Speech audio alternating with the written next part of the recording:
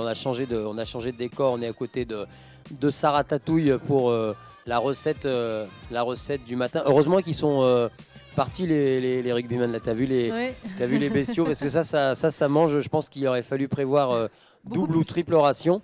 Bonjour Sarah Tatouille, bonjour. Comment ça va? Bah ça va ce matin. Toujours aucune trace de fatigue sur ton visage, non, c'est absolument bluffant. Le maquillage fait des effets extraordinaires. C'est magique.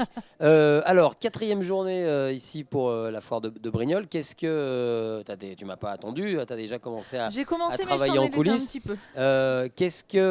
Qu'est-ce qu'on va réaliser ce matin sur ton plateau, sur ta cuisine installée par SoCook, hein, merci à eux, c'est chouette terrain de jeu pour ton talent. Alors dis-moi. Alors ce matin, on va faire mes gnocchis maison avec une sauce au pesto. Donc là, j'ai commencé à préparer des gnocchis, mais je t'ai laissé un petit peu de travail quand même. D'accord. Alors peut-être rembobiner un peu avant d'avoir ces petits rouleaux là qui sont à découper et puis les gnocchis. Qu'est-ce qu'il faut faire avant pour arriver à cette pâte-là? Eh bien, pas grand-chose en fait. Il faut simplement des pommes c'est dans de mes terre. cordes alors. Et voilà, des pommes de terre et de la farine.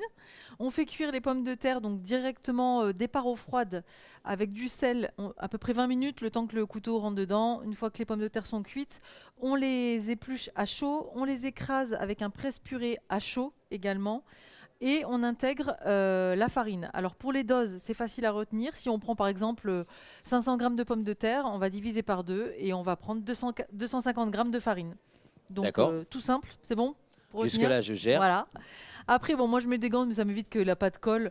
On forme une boule de pâte homogène avec cette préparation. Et après, on forme des petits boudins. On fait de la pâte à modeler en fait. Donc des petits boudins de pâte. D'accord, voilà, selon la grosseur. J'ai l'impression de revenir en grande section de maternelle. Voilà, c'est ça. Je peux et gérer. Après, on va les couper en fait en morceaux, plus ou moins gros comme on a envie. Et après, on va les rouler sur la fourchette. Donc je te montre. Et rouler sur la fourchette, d'accord. Après, on n'est pas obligé, ça changera pas le goût, mais bon, ça fait des gnocchis.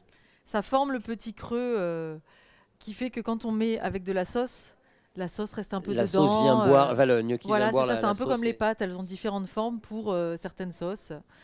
Alors, je te montre pour les rouler. Donc, on coupe, on prend là où on a coupé et on va appuyer avec l'index tout doucement et on va le faire rouler en même temps pour faire les petits stries. Je te montre une deuxième fois. Fais une deuxième fois. Hop. Et voilà, et on va les placer sur le plateau fariné. Voilà, donc les petites stries, elles ne sont pas sur l'ensemble, elles sont surtout sur le dessus du gnocchi. Et du coup, on a le fameux creux en dessous. Après, on n'est pas obligé. Hein. On peut les rouler simplement ou les laisser tels quels. Pour la cuisson, on verra tout à l'heure, mais c'est pareil, eau bouillante salée, on les plonge dedans dès que l'eau commence à bouillir, pas tous en même temps, hein, parce qu'on ne veut pas refaire une purée. Et dès que ça remonte à la surface, c'est cuit. Donc si on en a des petits, ils vont remonter avant, les plus gros en dernier, c'est facile. En gros, c'est assez rapide, hein, c'est quoi, 3 à 4 minutes Même pas. Même pas. 1 minute ou 2, même pas. Je te laisse faire. Ah bah oui. Il faut que je joue avec la fourchette. Alors, on va essayer de rouler ça. Je vais lâcher le micro. Tu vas prendre la main pour commenter les bêtises que je fais. Mais non, pas de bêtises. Alors voilà, on prend la surface que j'ai coupée. On va le mettre comme ça sur la fourchette. Et avec ton index, tu vas appuyer tout doucement, histoire de l'écraser un petit peu et de l'accompagner sur le dos de la fourchette. Voilà. Si. Allez, un deuxième essai. Bon, je fais celui-là. Hop. Donc après, moi je les ai fait avec des pommes de terre normales. Donc on prend surtout une variété de pommes de terre vapeur ou Charlotte, l'idéal. Ouais, voilà. Il commence à être professionnel. On peut les faire également avec de la patate douce. Ça marche très bien. On peut les faire aussi moitié pommes de terre, moitié, quand c'est la saison des courges. Alors par contre, quand on va écraser la courge, on va bien la faire sécher, enlever le maximum d'humidité dedans pour avoir quand même une texture assez ferme. Hop. Je suis lancé, hein. Ah bah oui, mais je te laisse faire moi. Je te les coupe et je te laisse faire. Et après, au moment de la dégustation, donc, je vais réaliser une crème au pesto. Donc j'ai récupéré du pesto, l'association Les Varoises, qui se trouve sur le marché des producteurs. Et elle va venir tout à l'heure nous présenter les produits et l'association. Ça y est, j'ai pris la confiance. Je suis sûr que j'arrive même avec un doigt et continuer avec la fourchette. Ouais, voilà. Si on fait le levier comme ça va bien se passer. L'association Les Varoises, oui, ils viendront déguster tout à l'heure avec nous. Oui. et présenter leurs produits parce qu'en fait, elles sont créatrices de l'association, mais aussi certaines sont productrices. Et je crois que c'est un point de vente, elle nous l'expliquera mieux, mais un point de vente pour aider les producteurs locaux à vendre leurs produits dans un point de vente à Flassan. D'accord. Alors, ça, c'est donc pommes de terre, farine, effectivement, il n'y a pas plus simple, il n'y a pas plus basique et économique en plus. Et pour faire travailler les enfants. Parce que là, j'en ai fait 400 grammes, mais on peut passer l'après-midi à en faire. On peut aussi les congeler. Celui-là, je te l'ai raté. Bon, c'est pas grave, ça sera le mien, c'est moi qui le mangerai. On peut les congeler, ça se congèle ça? Oui, alors on les fait, en fait, on les met comme ça sur le plateau, comme j'ai fait. On les colle surtout pas ensemble. On met, si on a un gros congélateur, on les met dans le congélateur. Et une fois qu'ils sont congelés, on les défait un à un, on les glisse dans un sac congélation et on les met au congélateur et on les sort à la demande. Donc si un jour vous voulez faire, on peut faire des sacs pour une personne, des sacs pour 2 personnes.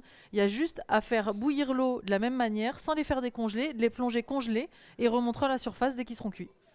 Alors, les gnocchis, donc je m'inclus, tu vas les préparer avec une sauce au pesto, avec une sauce au pesto locale. On peut aussi faire des petites améliorations, faire venir des produits locaux avec des herbes. On peut aller faire un tour sur le marché provençal, le marché des producteurs. Qu'est-ce qu'on peut rajouter pour le sublimer, pour l'accompagner, ce gnocchi? Alors là, du coup, aujourd'hui, en l'occurrence, on va utiliser le pesto.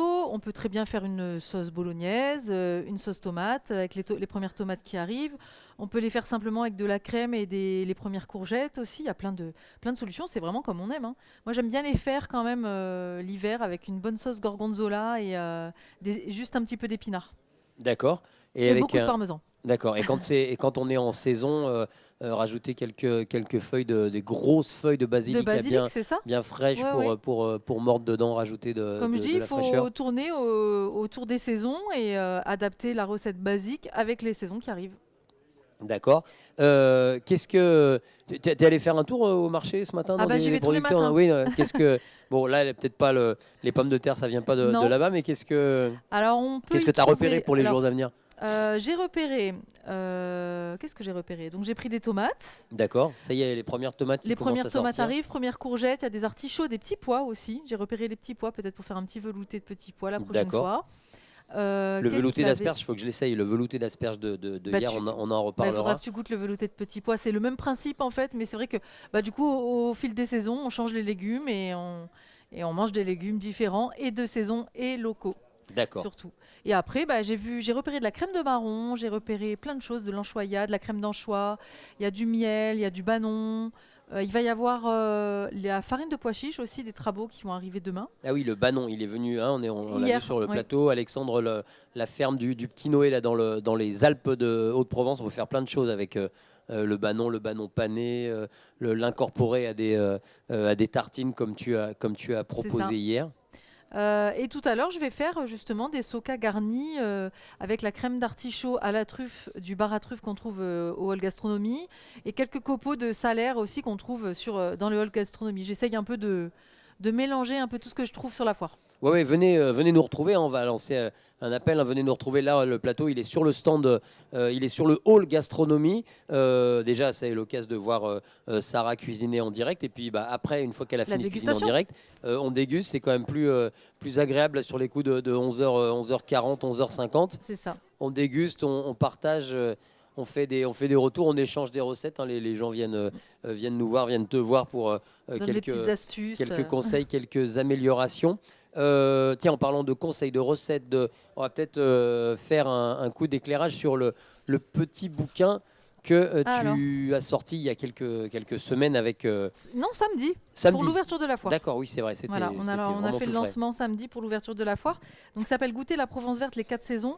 Et c'est un livre que l'agglomération Provence verte a voulu autour des producteurs des saisons, comme je dis depuis tout à l'heure, et de mettre en valeur donc 8 producteurs avec 16 recettes, des produits différents et des recettes différentes, avec une idée de donner une idée apéritive, entrée, plat, dessert à chaque saison. Donc là, tu as pris ton bâton de pèlerin, tu as fait le tour de l'agglomération, le tour du territoire, à la rencontre de producteurs pour présenter des produits, présenter des savoir-faire. Tout au long de l'année, on est allé avec Léa, qui est photographe, faire des reportages photos et pour le livre et aussi pour les réseaux sociaux, pour pouvoir partager également à ma communauté qui est soit de l'agglo Provence Verte, soit d'à côté, soit autre part en France, et leur faire découvrir un peu le terroir, le territoire, à travers les hommes qui produisent, leur exploitation, leur savoir-faire. Et puis c'est des moments de partage en fait. Donc, et ces photos ont servi également à faire des portraits de producteurs dans le livre. Et après, on est passé au fourneau avec les produits des producteurs. Et je propose des recettes qui vont avec. Voilà, on retrouve tout, des maraîchers, des éleveurs, qu'est-ce qu'il y a encore, là, des boulangers. J'ai la ferme des Galinettes qui est à Brignoles. Donc lui, il fait de l'élevage de volailles d'exception. Et j'ai proposé donc du coup la recette du poulet du dimanche et ail confit. J'ai faim. Quand je parle de ça. Rien que le fait de prononcer poulet du dimanche et ail confit, ça te donne faim. Donc en fait, par exemple l'été. L'été, on l'a intitulé été acidulé. Donc avec des tempura de courgettes, avec les légumes de la campagne des 4 paysans. Après une salade de melon, mozza, basilic et miel avec le miel de Pierre et Aurélien Entrecasteaux. Le melon, j'imagine que tu es impatient aussi de voir les premiers melons arriver sur les marchés. Oui. Et après, les légumes d'été, les framboises, les pêches, puisque à Brignoles, elle fait également des pêches et elle fait pas mal de fruits. D'accord. Très bien, merci. C'est vrai qu'au-delà de ton travail avec ce bouquin, tu as toi ton blog, tes comptes sur les réseaux sociaux avec quelques milliers, même quelques dizaines de milliers d'abonnés sur lesquels avec lesquels tu viens échanger, présenter des recettes. En parlant des spécialités Provence verte ou varoise, mais pas seulement, bien au-delà de... Enfin, tu fédères une communauté bien au-delà du territoire. Oui. Je suis suivie donc dans toute la France. J'ai même des gens aux États-Unis qui me suivent. Il y a pas mal de quelques pays, des expatriés surtout. Hein. Et c'est vrai que le but, c'est de partager mes recettes, mes découvertes, mon territoire, la Provence, et de leur montrer la richesse partout en France. Hein, il y a beaucoup de belles choses. Mais ici, il y a beaucoup de très belles choses. Parfait. Merci Sarah Tatouille. Alors on va donner le rendez-vous. C'est quoi? C'est dans une quinzaine, une vingtaine de minutes. On va commencer à faire cuire les gnocchis. Ouais, on va commencer à faire cuire les gnocchis et on va accueillir l'équipe des Varoises là pour le pesto fait maison. Ils viendront nous présenter un petit peu leur. C'est le pesto de Mémé. Le pesto de Mémé. Oui, alors moi j'ai la recette de ma belle-mère qu'on appelle Mémé, qui est les oreillettes de Mémé. Donc pesto de Mémé, ça m'a fait rire, j'ai dit on va utiliser ça. D'accord, là j'imagine qu'il y a zéro adjuvant, zéro conservateur, c'est du basique. C'est ça, bio. C'est du basique AOP, fait sur le territoire. Voilà. Donc elles viendront nous expliquer un petit peu comment elles travaillent, ce qu'elles proposent, comment elles commercialisent leurs produits. En attendant, on va lancer la cuisson et puis on verra comment l'accompagner. On le dégustera avec elle tout à l'heure et puis on le dégustera avec le public. Je suis sûr que le fait d'en parler, ça commencera à faire venir du monde. À tout de suite, à tout à l'heure, d'ici 15-20 minutes, Sarah. Nous, on va tourner quelques pages de pub et puis on se retrouve après avec Sarah Tatouille. Merci.